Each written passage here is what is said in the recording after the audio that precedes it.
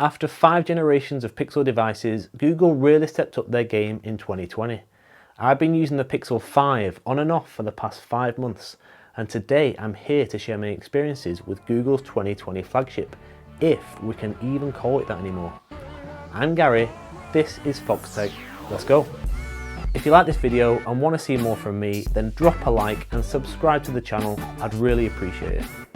So, I'm not going to talk much about the specs because you can find them online and in other videos.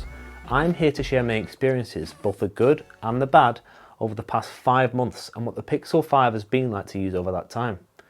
But before you spec heads pop up going mental, let me just say that no, it doesn't have a flagship processor anymore or even the top of the line camera sensor. But this phone proves that smartphones are more than the sum of their specs. Mostly. In terms of design, I actually really like it. The metal frame coated in a bioresin feels like a premium matte plastic material, and it's great because I feel comfortable using it without a case ever since I've had it. The camera bump is small, and the rounded edges of the phone are nicer to hold than sharp corners. The single hole punch on the display is a million times better than a notch, so that doesn't bother me. And I love the slim uniform bezels Google managed to get around the screen. Honestly, it looks great. The display itself is great in most areas from what I've seen, with nice colours and sharpness, but it lacks a bit of brightness. It's not terrible, but I do feel like it struggles a little bit outdoors when it's a really bright day. The 90Hz refresh rate though is awesome, and even though it's a mid-range processor inside, the 90Hz makes using the phone feel really snappy and smooth, even compared to the iPhone 12 mini, which I've been using alongside it. Honestly, I can tell the difference that the Pixel has a 90Hz refresh rate compared to the 60Hz on the iPhone, and that is massive for me. It makes the overall experience so much better. The 5.8-inch OLED display is a good size, not too big, and I'm glad it's got a flat display because I'd pick that over a curved display any day. The fingerprint scanner being on the back is so good, honestly. It's probably my favourite way of unlocking a phone. On the Pixel 5 it works great, and with it being on the back, your finger can just slide into position really easily, so you can unlock it pretty damn quick. The only downside is when you're resting it on a surface and you have to pick it up to unlock it. But come on, don't be lazy, just pick it up. The software is what Google does best. Some might say it's the cameras, but again, that comes down to Google's image processing and software. Pixel UI is exactly what I want from a Pixel device. Clean, helpful, and not too overwhelming, whilst being customizable and intuitive.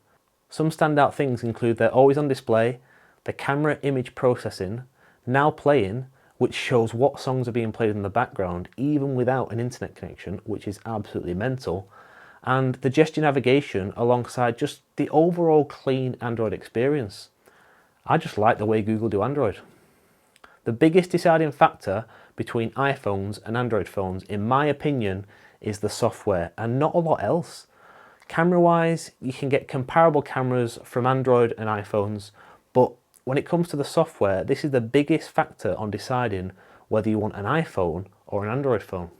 If someone likes iOS and is already in that ecosystem, then there's no real competition, although the Pixel is kinda like the iPhone of Android.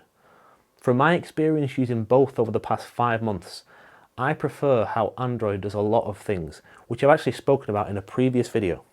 Google Pixel devices are also the first to get Android updates, which is awesome and a huge benefit of owning a Pixel. Feature drops, which Google has started to introduce recently, is also a benefit and brings new features with updates, so your phone keeps getting better and better over time. Nice one, Google. Now, performance is one area I have mixed feelings on. It's mostly awesome with the 90Hz refresh rate display and the clean Android experience, making things feel really fluid overall. Day to day, I've had very little issues. However, there isn't a top-end Snapdragon chip inside, but I don't feel like the majority of people need it, and the Snapdragon 765G does a good job. Sometimes. There is a difference compared to something using the best processor, mainly when swapping apps, swapping accounts, or opening up notifications from the lock screen. This has actually become apparent to me more over the last month, and it's nothing major at all. Unless you're really looking for things or comparing things side by side, then you probably won't even notice the difference. But my aim is to share everything I've found over time so that you can see the good and the bad. The Pixel has performed really well for me over the past 5 months, and I'm still using it, but I can't deny there are some tiny pauses that I wouldn't expect to be there if it was using the best processor around. The speakers are something that I've actually been pretty disappointed by, to be honest. So, the Pixel 5 has stereo speakers, but one of them is a bottom firing speaker, and one, well, it's kind of not there. If you look for it, it's not there. It's actually under the display. It's a speaker up top under the display, but from my experience, that is a bad idea. If you cover up the bottom speaker, it's like there's no other speaker on the phone. That's how muffled and quiet the top speaker is. The Pixel 4a had a visible front-facing speaker at the top, as well as one at the bottom, and the overall experience was so much better than the Pixel 5. The 4a is louder and less vulnerable to blocking out sound. The Pixel 5 speakers are one area where I actually feel a bit let down, because it's basically a single bottom firing speaker, and after previous generations of Pixels all having quality stereo speakers, it's a shame that the Pixel 5 falls short in that area, in my opinion. The cameras are incredible for still photos, as always with a Pixel. The camera hardware though is actually quite old. The main rear camera sensor is the same as the one on the Pixel 3, I believe. But their image processing is second to none in terms of still photos.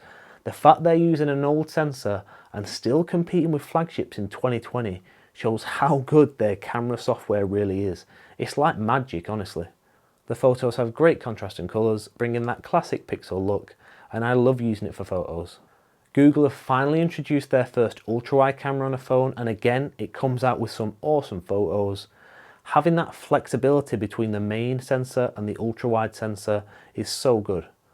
As great as the cameras are though, what I'd love to see is what Google can do with a top-of-the-line camera sensor alongside their incredible camera software.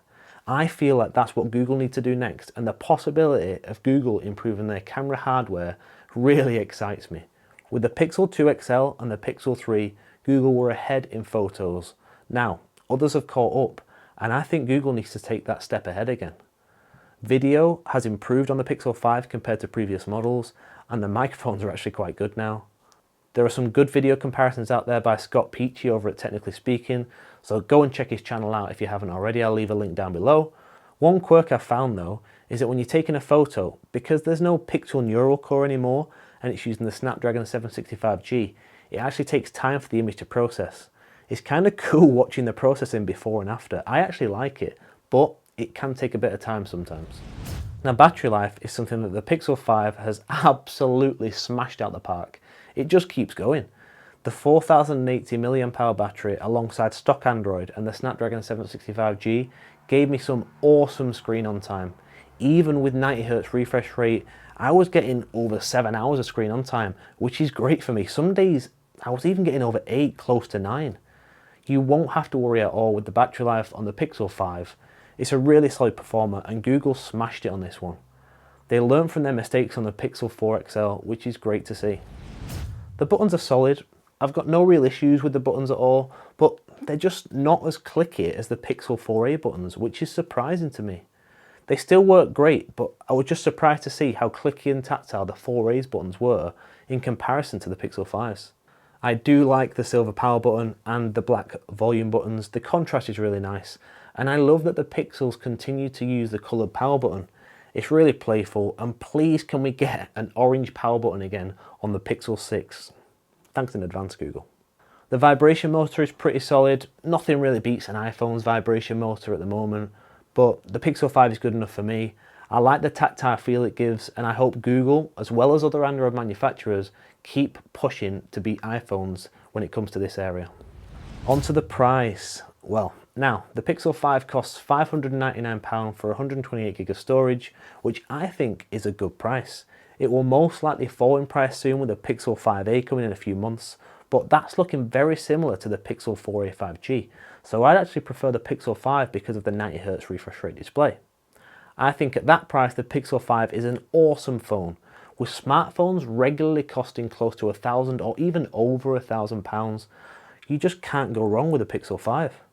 If you're looking for a clean, smooth Android experience that works really well, has all the essentials you need and more, then Google have you covered.